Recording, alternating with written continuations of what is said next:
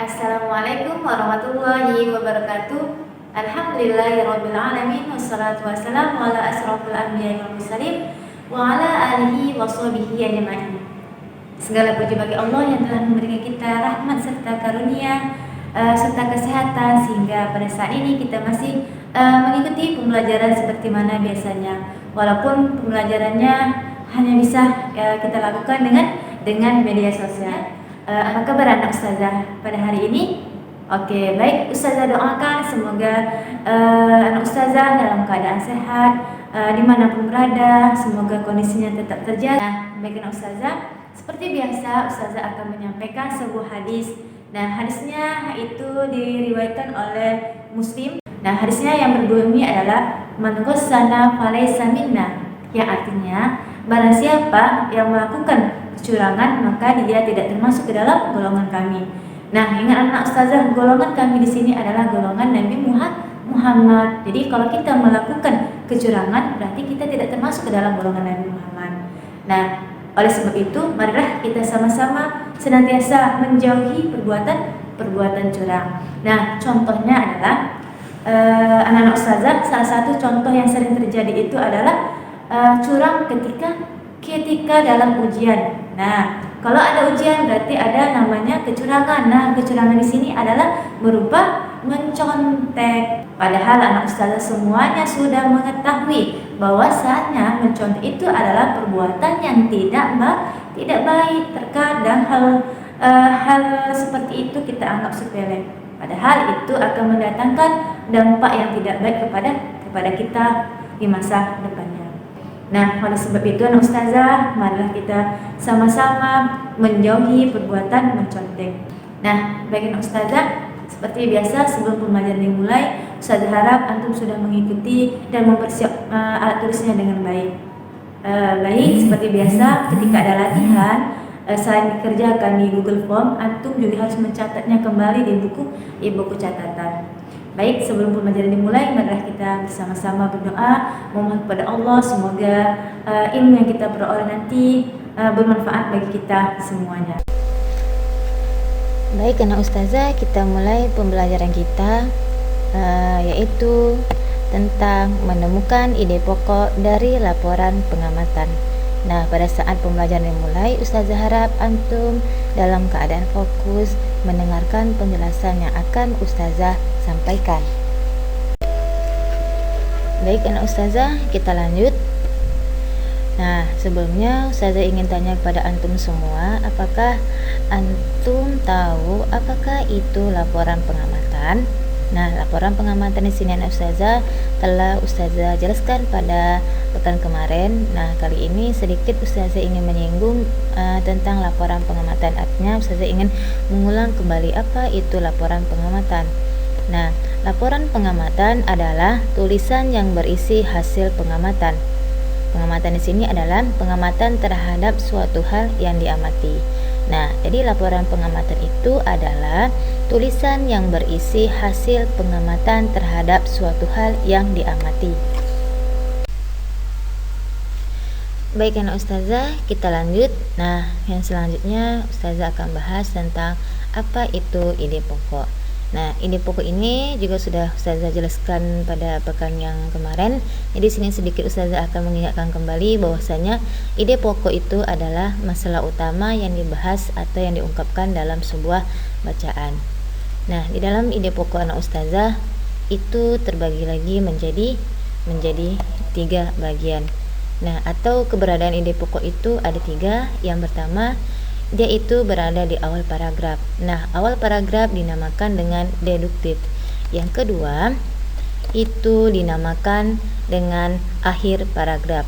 Nah, akhir paragraf di sini anak ustazah dia disebut juga dengan induktif. Nah, yang terakhir adalah awal dan akhir paragraf. Nah, awal dan akhir paragraf di sini disebut juga dengan campuran.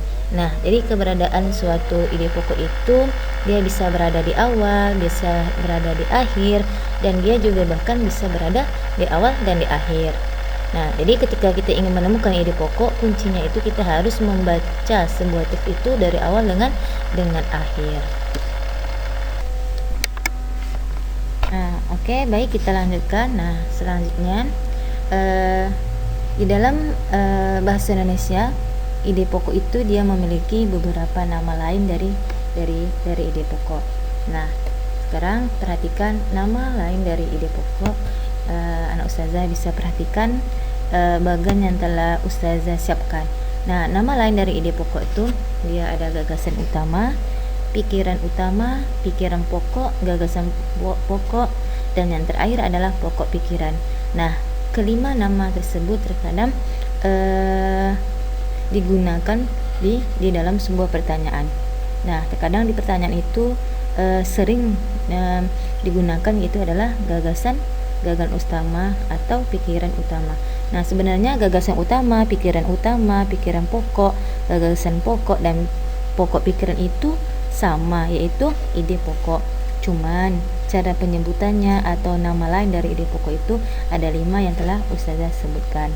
Nah, jadi perhatikan ya ustazah, ide pokok itu dia biasanya terdapat di kalimat utama, dan setiap satu paragraf hanya ada satu ide pokok.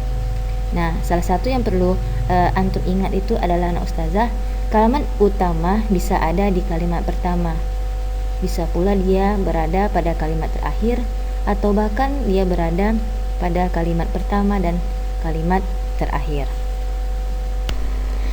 Oke, baik anak ustazah, kita mulai lagi. Semoga antum tetap dalam keadaan semangat dalam mengikuti pembelajarannya. Nah, selanjutnya yaitu kita akan membahas yaitu tentang langkah-langkah menemukan ide pokok. Nah, di dalam menemukan ide pokok itu ada 5 langkah yang harus kita cermati, yang harus kita laksanakan agar nanti apa yang kita inginkan kita akan menemukannya, dengan syarat kita harus mengikuti langkah-langkahnya. Yang pertama adalah bacalah seluruh paragraf dengan cermat. Nah, arti di sini bacalah seluruh paragraf dengan cermat artinya kita dalam keadaan membaca itu harus cermat, artinya dari awal hingga akhir kita membacanya dengan cermat dan teliti.